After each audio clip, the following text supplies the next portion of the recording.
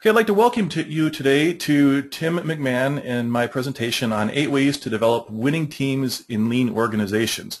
Tim and I have been putting on these presentations for probably 4 or 5 months now. We're doing it once a month, and we just get together and just talk about some lean topic that has been interesting to us over the years. And we've kind of come up with this format now where we go back and forth, we put a bunch of different ideas up, and we really bounce them back and forth off of each other. So, in the last couple of weeks, we've been starting to develop this presentation and negotiate who gets what to talk about. There's so many things that we could put up in this presentation about how to develop winning teams. It's hard to knock it down to just 8. And in a short presentation like this, it's hard to do each of these justice. So what we do ask is afterwards, if you find something that really is intriguing to you or you want us to dive into it in more detail, let us know, and we can either put that on as a future more detailed presentation or put articles up on our websites. Tim does a lean journey, and it's www.aleanjourney, and it's .com, right, Tim? Yep, correct. Yep. And I have gottagolean.com, so you can see both these things, and we'll give a lot of more contact information at the end of this presentation. Tim is pretty good about posting the PowerPoint slides behind this up pretty quickly. I'm a little bit slower getting the video up, but I will get it up eventually, and we'll put those notices out on our blogs when we do get those things up. So with that said, we're going to jump into the next slide, and I'll let Tim talk a little bit about the difference between groups and teams. Well, thanks for the introduction there, Jeff. So, one of the things that we struggle with is, you get a group of people together, and we think that they will be successful and achieve, the outcome of the activity that we want to do. So, to frame this, we're going to talk about a little bit groups and teams and dynamics. So a group is 2 or more people that interact together. I think we've all been part of a group, whether it's on a school playground or at a company. So if we want to talk about a team and how that differs, these are going to have common skill sets, committed to a purpose. They're going to be measured by some performance criteria, and they're going to be held accountable to the activity or goal that they need to solve. And so with that, I think it's important to note that while all teams can be a group, not all groups can be a team, if you use those definitions. And what we're going to be doing today is talking about how we can change a group into somebody or an activity that they're doing into a team that is effective at solving their goal. Oh, we've got a issue going on here, Tim. Me and you are coming across, but it sounds like the sound is not. Let me see what I can do to fix that.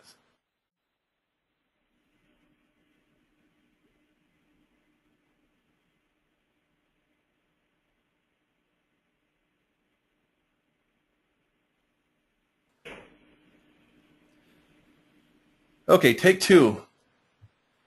Hello, my name is Jeff Hajek, and I'm the owner of Laction Continuous Improvement, and I have the Gotta Go Lean blog. It's at gottagolean.com. I'm joined today by Tim McMahon of aleanjourney.com. We both do a lot of blogging, and about the last 5 months or so, we've been getting we've been getting together and doing these presentations. So I'm sorry, a little rattled by some of the technical difficulties we had already, so I apologize for my delay. I'm watching some of the questions that are coming up across here. Anyway, I apologize for these difficulties. It is being recorded, so if there is a problem on it right now, you can listen to it afterwards. I'm going to try not to waste any more time working on the technical issues, so I do apologize if you are having issues still. We are getting a recording of this, so we will be able to look at it later, and I'll make sure I get this posted up quickly. And anyway, Tim and I have been doing this for about 5 months now, and we have started to refine this process. And what we've been doing lately is go back and forth. We make a list of several items that are of interest that come out of the last presentation, and we just go back and forth and discuss these things and kind of give our ideas about how to help develop these winning teams in lean organizations. So with that, I'm going to go ahead and jump forward and let Tim start take 2 and talk about some of the differences between groups and teams. Thank you, Jeff. One of the things that we're going to set the framework with today is trying to define a little bit about the difference between groups and teams. So a group is a group of people, two or more, who interact together. So this could be kids on a schoolyard to activities you might have at your workplace. Where that differs in a team is that you're going to have a group of people, but they're going to have complementary skills, a common purpose. This can be defined by a set of goals and objectives that are going to be measured, and then you're going to be held some sort of accountability to meeting those goals and objectives. So that's how we see a team. And so while all teams can be a group, not all groups can be a team. And that's really what the essence of today is going to be about, is trying to talk about how we transform your group into an effective team that is able to solve and accomplish these goals on time and on task. Okay, well, we're going to start out right here with picking that team. To get that team together, the foundation of that is getting a good, effective team in place. I'm going to let Tim talk a little bit about how he thinks we should go about getting a team formed up. Well, I think, this is one of the areas that you always kind of start with, when you're looking at a team, is who's going to be on that team. So I kind of put together here a number of things that I look for when trying to pick a team. And it's a balance based on the scope and objectives that you want to solve and accomplish. You may tailor that type of team a little bit differently. But, do you have the balance between people who know the process well and, people who might be in the softer skills, the, teamwork people. So you may have a process owner in there with somebody who helps integrate the team as well. Look at some of the experiences that people have. Are they familiar with the area? Are they not? There's pros and cons to having people outside the area as well that you're looking to study. But you do have to have some knowledge of the area in which you're going to make the improvement in. What's their willingness to participate? Are they even available to participate? You have a set time frame that you may like to do this activity in, so you need to look at those. Leadership, management skills are always good. Maturity. So you may have an entry-level engineer. You may have a senior-level, technician. What are the kind of levels of responsibility and maturity that you're looking for on the team? Can you follow through on commitments? Do you have good listening skills? You need communication skills with people, and then what can you do to actively participate? That's the key to solving the problem. So you want somebody who's going to be engaged, involved, give feedback and suggestions. So when you're picking your team, this is a good set of criteria to kind of ask for every single person that you're looking for. How do they match up, and do they fill one of these criteria that you're looking for? Yeah, and I think in this case, Tim's talking about building up like a Kaizen, like a project team. But these things really apply even if you're building a long-term team. If you're a manager who has an organization, when you start trying to put together a team that can make improvements in the future, you still want to use a lot of these same criteria for picking the new team members as your team evolves over time. Yeah, I agree. I think I'm kind of looking at the Kaizen or project activity, but these are also characteristics of people you might desire in your company as well. Yep. So as you start building these teams up and you look at how your group is evolving into that team like Tim talked about earlier, the first thing is you can't treat everybody on the team the same way. And what you really want to get to is this whole principle of what's in it for me. People are very internally motivated, and they have their own reasons for doing things. And one of the best ways to figure out how to help a team succeed is to understand the individual players on that team. So really look at what the individual's drivers are. And what that comes down to is that equal is not the same as fair.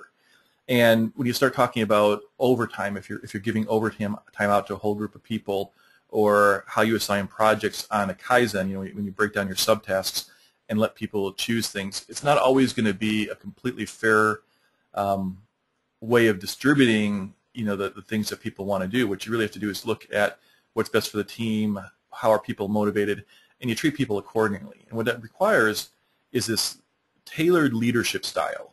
You can't give somebody who is, some people respond well to the pats on the back, and some people respond well to a little bit more of a boot methodology. And it's just you got to make sure you understand what what a person needs to help them, really progress along in their project. And the final thing I'll point out here is just avoid group punishments at all costs. Anytime you start feeling the urge as a leader or as a team member, as a team leader on a Kaizen, to start talking about the group doing something as a whole that's a problem, you really got to take a step back and make sure that everybody on the team was really responsible for that. And it can be very demoralizing to be given that, to being thrown into a cluster when you weren't really part of the problem. Now, all of this over here is really talking about the individual sides. And we always talk about focus on process and not an individual. So, a lot of this talks about if the process is in place and you have a system and somebody's not really, you talk about the group punishments, if they're not really following the process, you can still get them back on track, but just try to avoid the group things.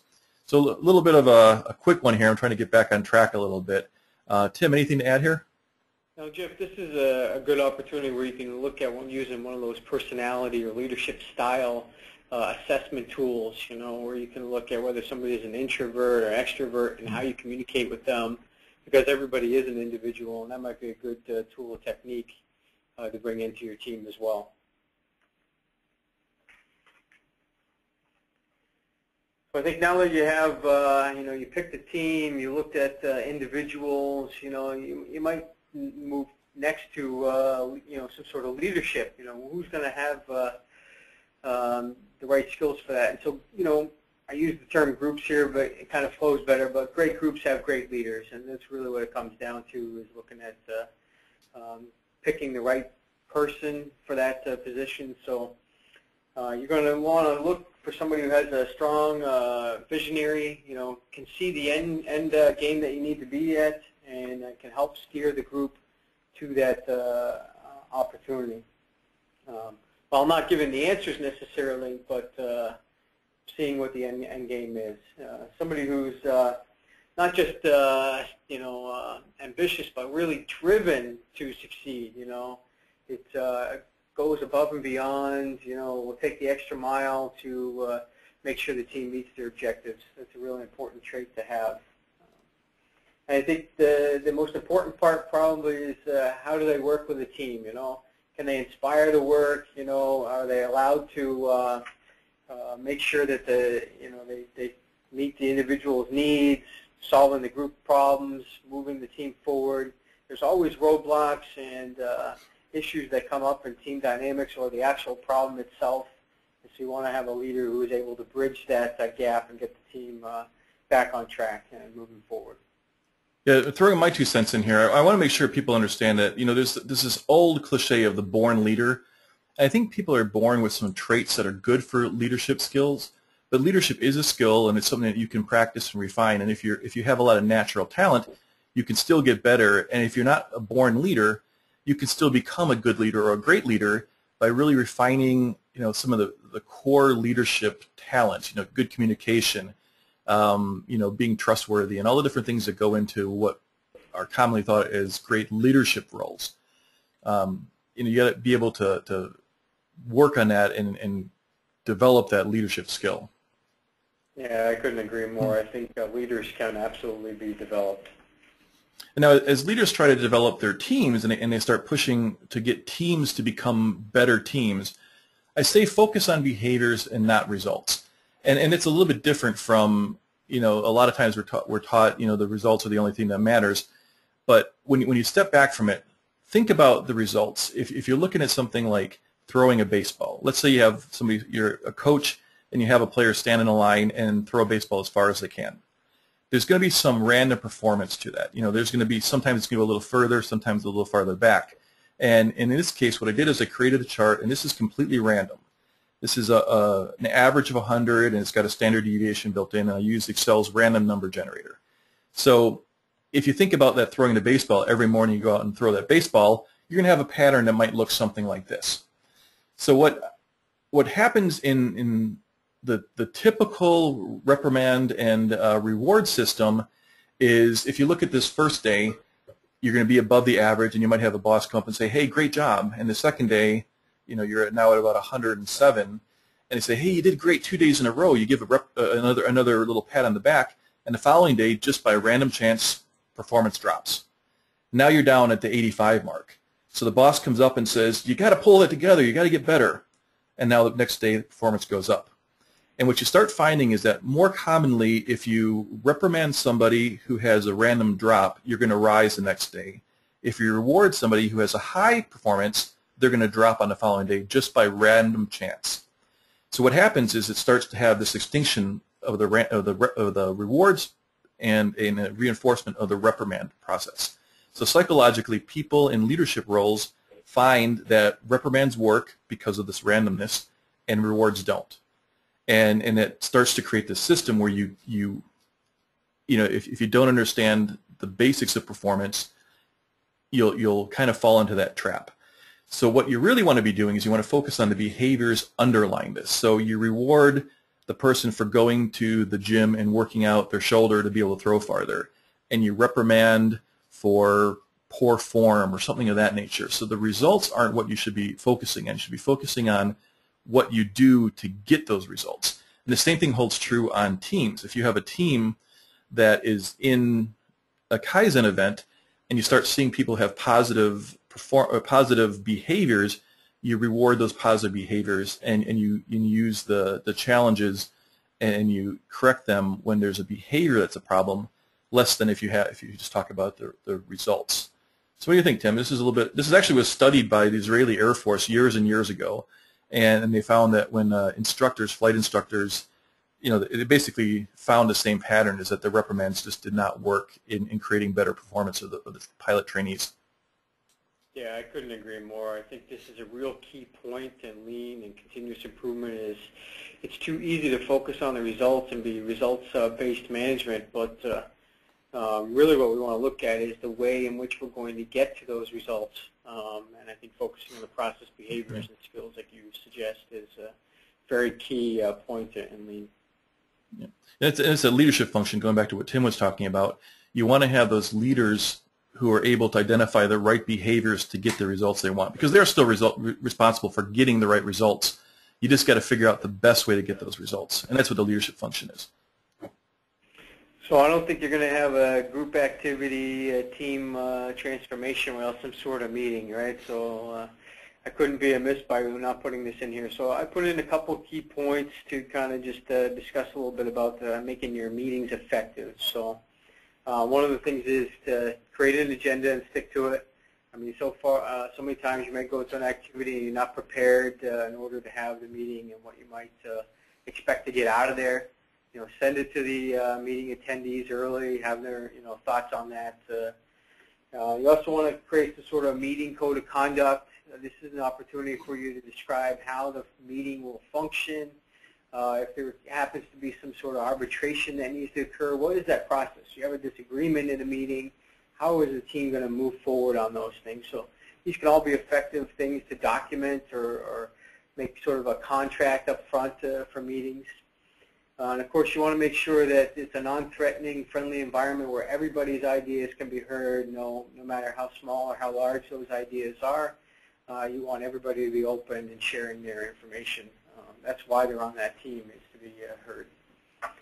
I got this 3 knock rule. This is a convenient technique that's kind of not in your face, but if you go outside of the scope of the meeting, you can kind of knock on the table 3 times, and that indicates that that's a topic that is out of scope, and can you move on and table that? And you might want to table that into a parking lot, an area which is you're going to keep ideas and suggestions for things that are out of scope to come back to as a future activity or as part of a later activity as this team. I think there's a lot more you can do on effective meetings. There's lots and lots of literature out there, and you'll see I got one little link in here for future reading if you're interested in learning more about some meeting techniques that you can use. Well, I think we're fairly caught up now back to where we were supposed to be. So I'm just going to kind of dive into one other thing here. How do you keep the parking lot from becoming a place where good ideas go to die? And I see that time and time again in meetings. Is you table something, put it up on a like a poster board, you write it down, and it's a great idea for a different meeting, but then it never gets addressed. Everybody leaves the meeting and the board's still there, and eventually it gets pulled off and thrown in the trash. So what do you do to make sure those ideas stay alive? Yeah, it's one of the things that, like you say, teams suffer with. So, I mean, as part of the follow-up activity from the output of the team is to document those parking lot ideas. And sometimes they're left on a flip chart and forgot about forever. So at least if you can document it, that's one step forward. But to come out of there and say, well, what are we going to do with these things? Some of them may not necessarily add value or not, but can you rank them somehow as one of the activities on the team?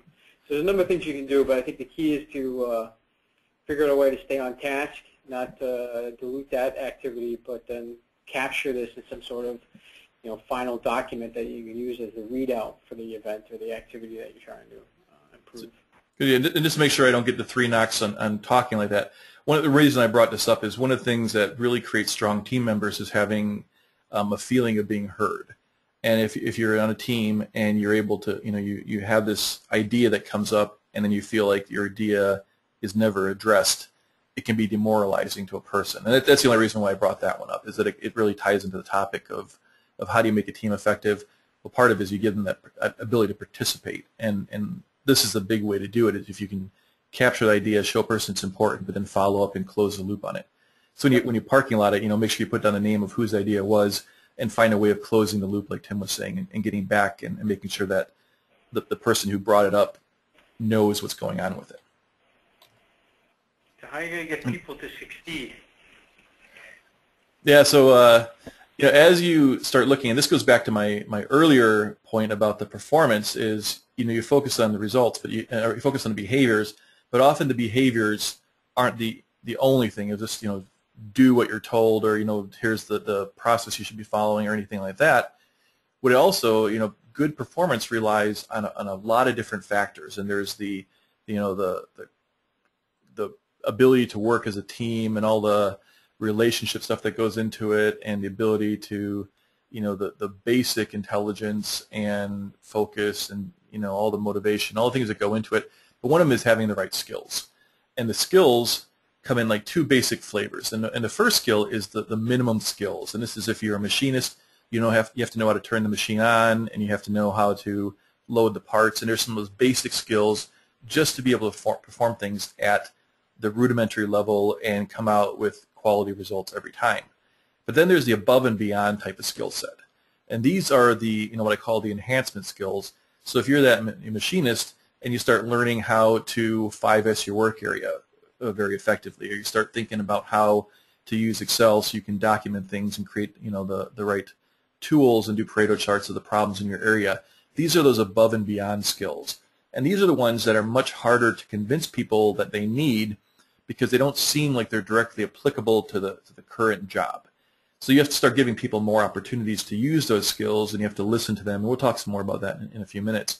But it's the idea of, don't limit people to the skills that are just for their very, very, the core job description that they're doing.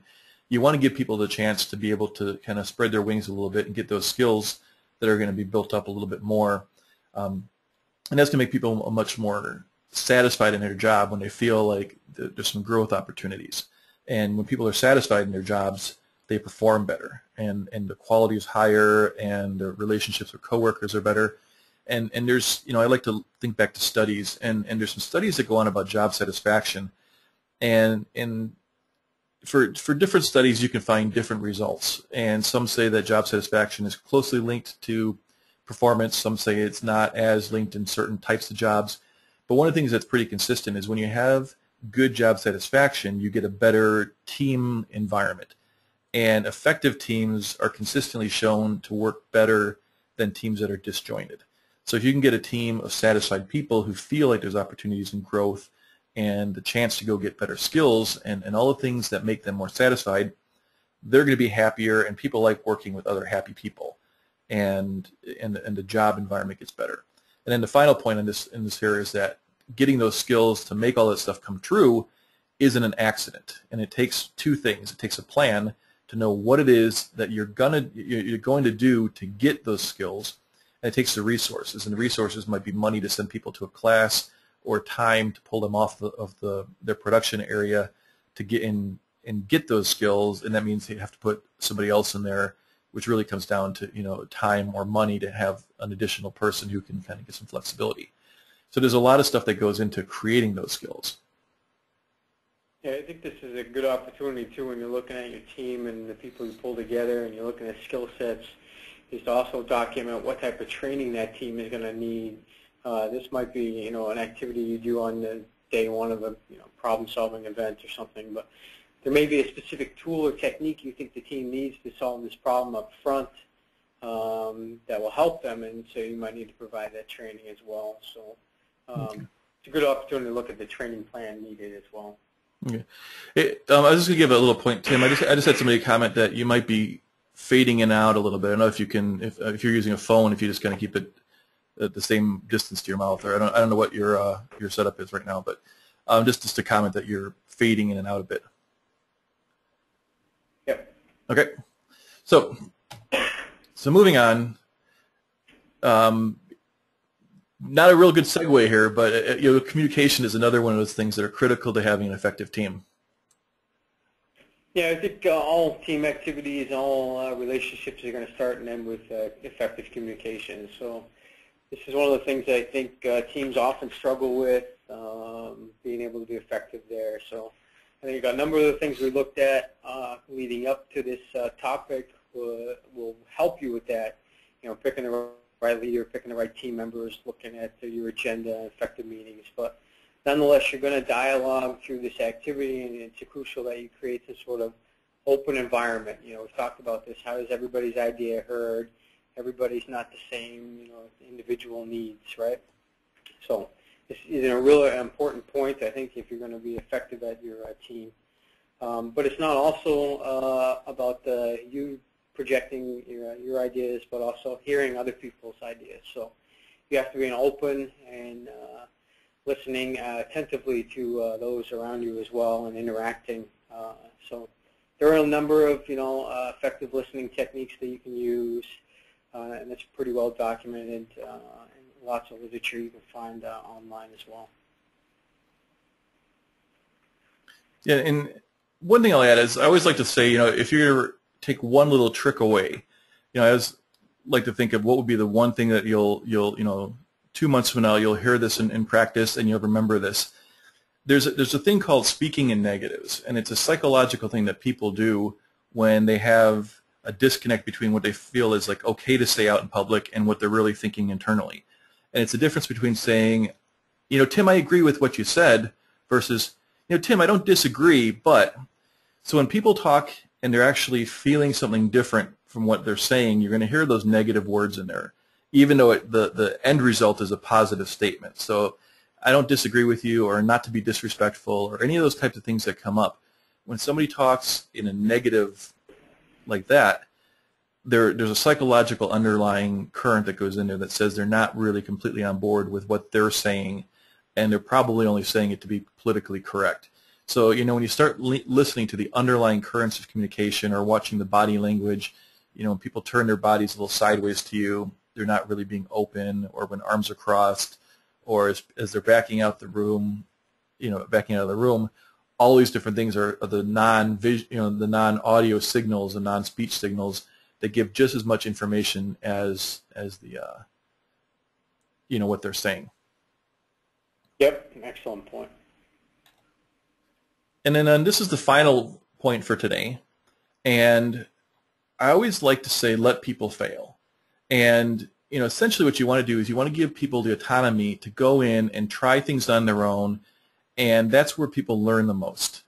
And they feel like they're trusted when they get that chance to do it. Now, I don't want you to go out there and just give people the choice to do anything that's going to be critical to the company if they're not skilled at it. You know, so you got to make sure that you have the skills that match the risk that you're allowing the person to take.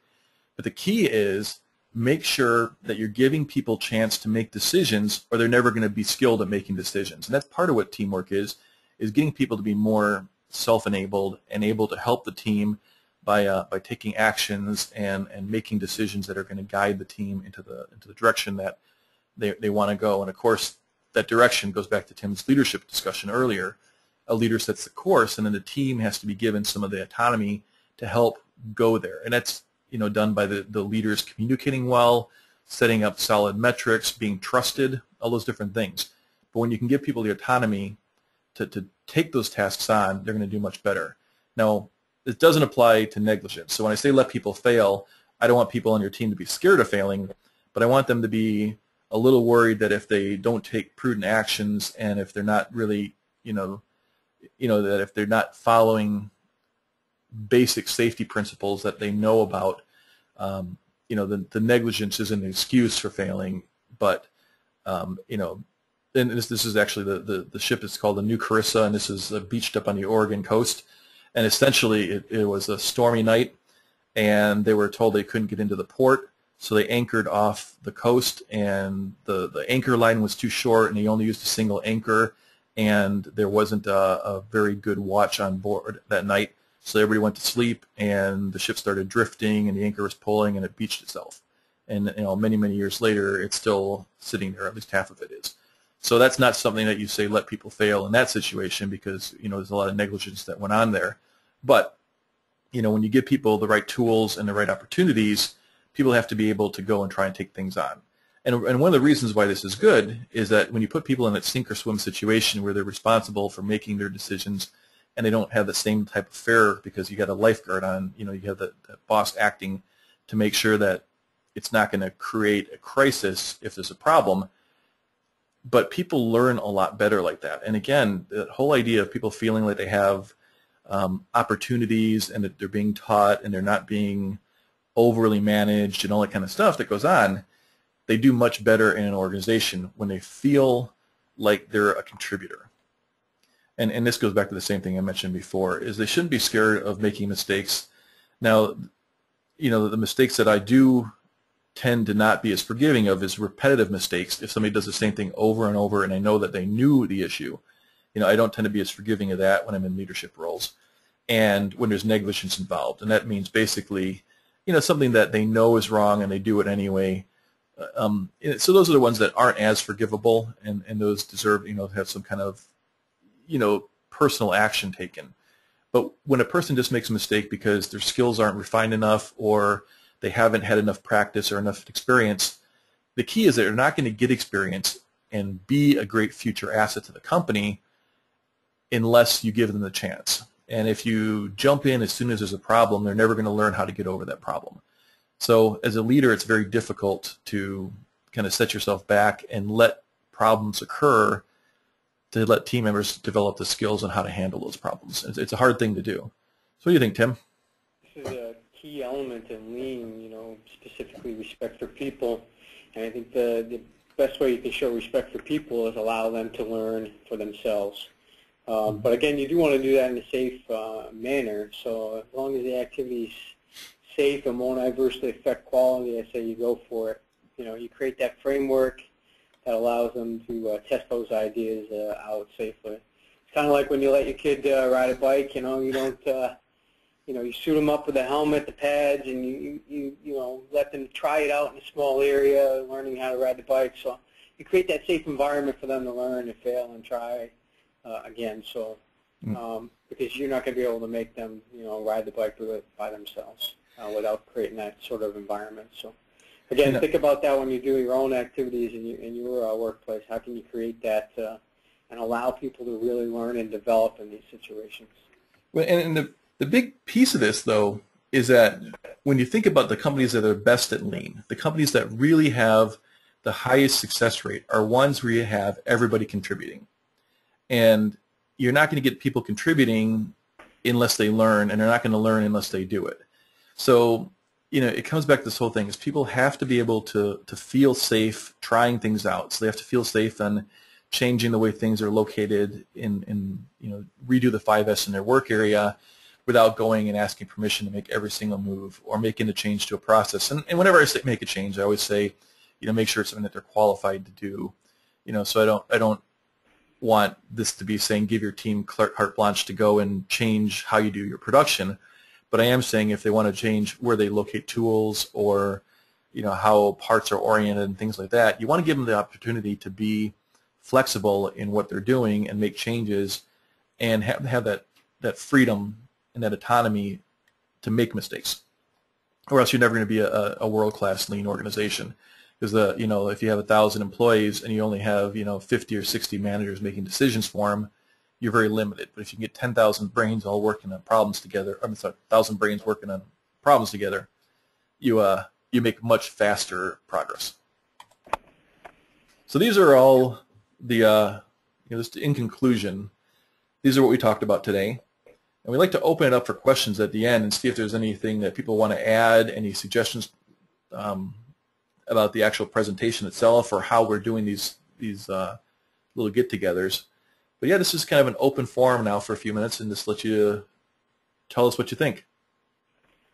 So while we're looking for the feedback, one of the things that these are kind of 8 ideas. There's probably a lot more, and Jeff and I write about this quite a lot in our web pages. So if there's more things that you'd like to learn more detail about, that's certainly a place you can go to capture some more information with a little more detail than we're able to give today. And but these 8 ideas will at least get you going in the right direction and help you get started making some effective change.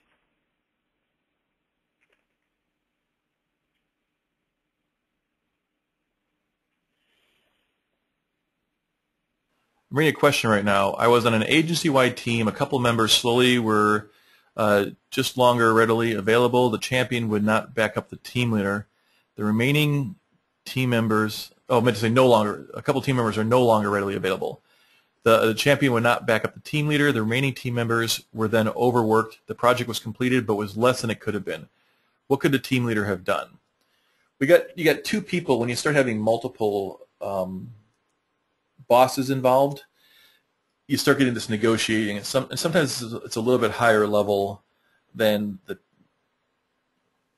Let me think about this one for a minute. I'm starting to talk before I really think through the problem.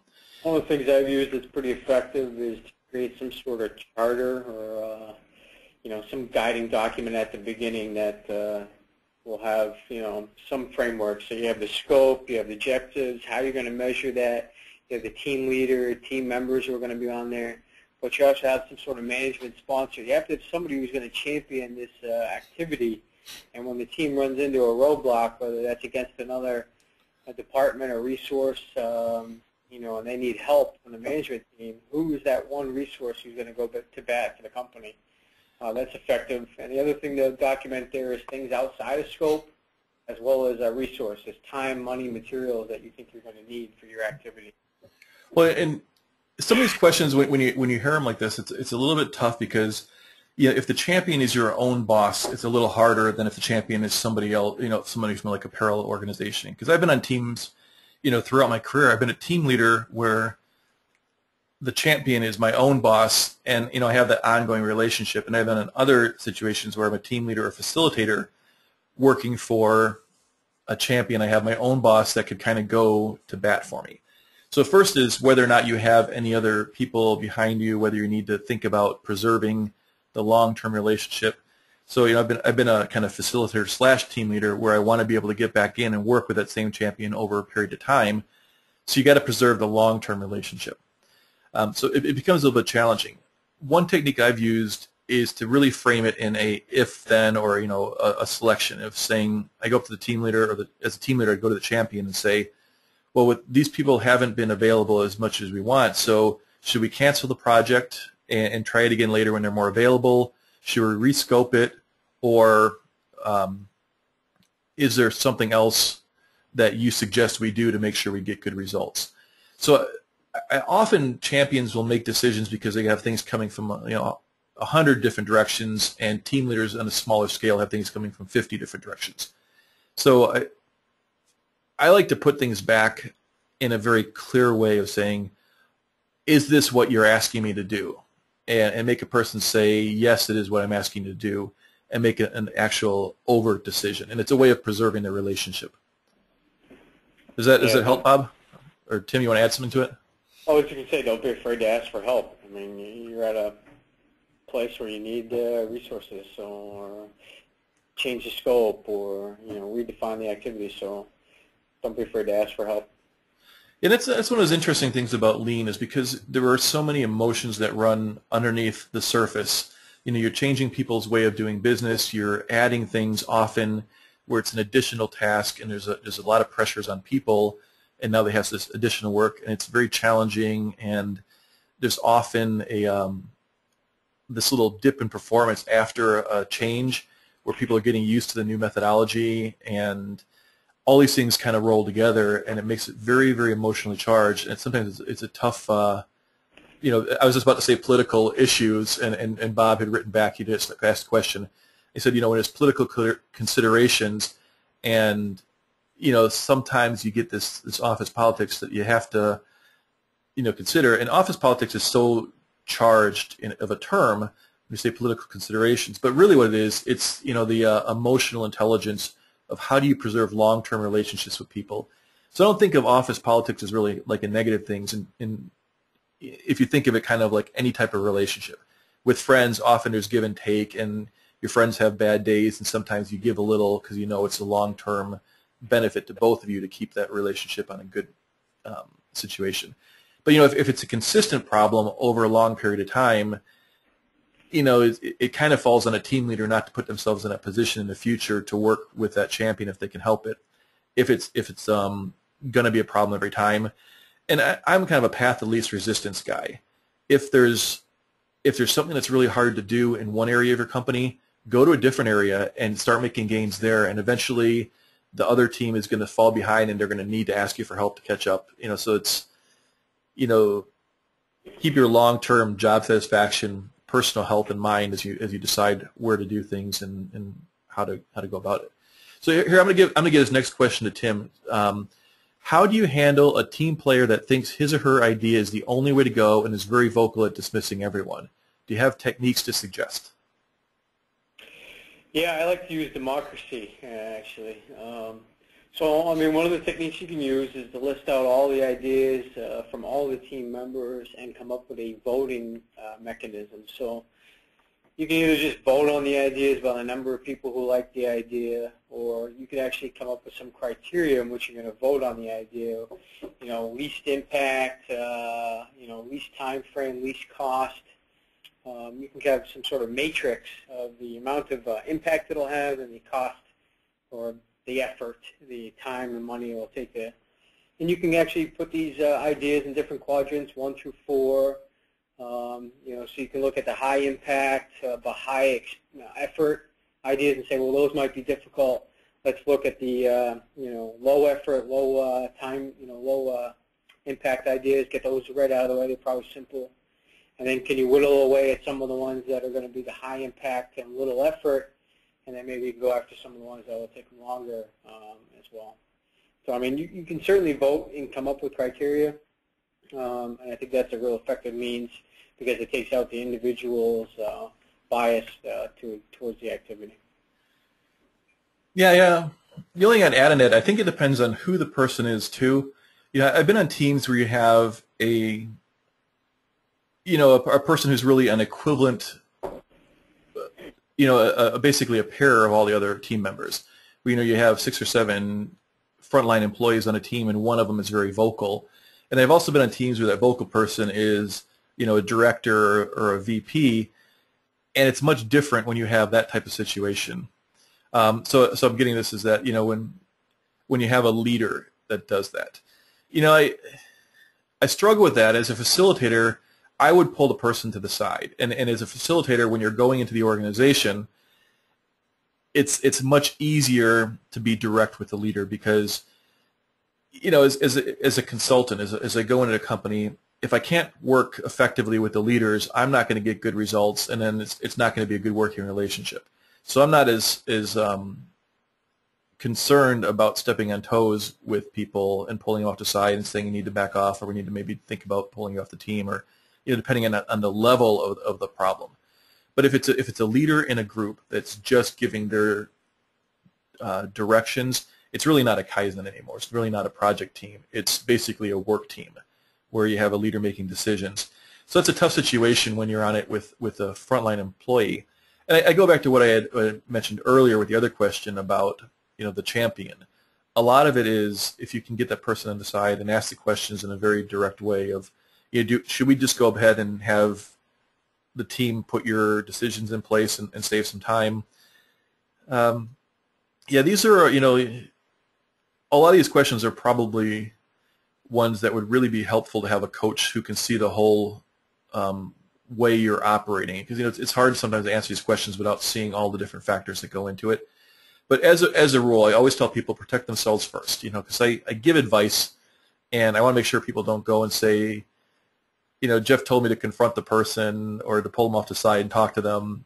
You always got to know the person that you're talking to and kind of understand their personality.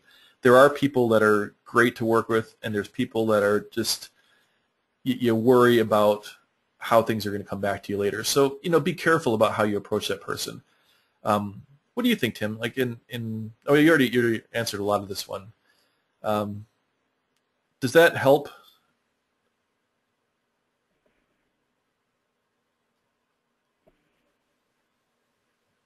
Okay. Any other questions? I think we're kind of at the end of this. We started late, so I'm feeling fine about giving a couple extra minutes on here. So if there's any other questions, feel free to ask them. While I'm talking about this, I'm going to give Tim credit here because he's really good about posting the slides up very, very quickly. So I think he does it mostly on SlideShare. Is that correct, Tim? Yep. And then and he'll list it on his site once he posts them. He always posts the link on his site, and I'll ping you off of Gotta Go Lean also when they're posted. I'm a little slower on getting the videos up, but I will work hard at getting them up in the next week or so at least. I'll make a commitment to have them up by next Friday, so that we'll certainly have these up. And I also have one more from last month that I still have to get posted. Just had some changing technical, I changed the programs I'm using and still working through the details on figuring out how to do it properly.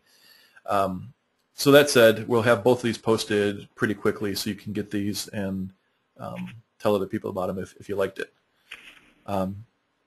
Anything else? Any other questions before we wrap things up? Okay, I don't see anything else coming across, so what we're going to do is get these things posted. We'll be, Tim and I will be discussing our next one probably in the coming week. We try and get them up early. So if there's anything on this one that you really liked and you want to hear more about, or you have a completely different topic you want us to touch on, send us a note at any of these links that you see on the screen and tell us what you want to hear about, because at this point we're still, we still haven't locked in our next month's topics, so let us know what will help you. So anyway, Tim, thanks again. Great job. I'm going to go ahead and stop the recording and sign out.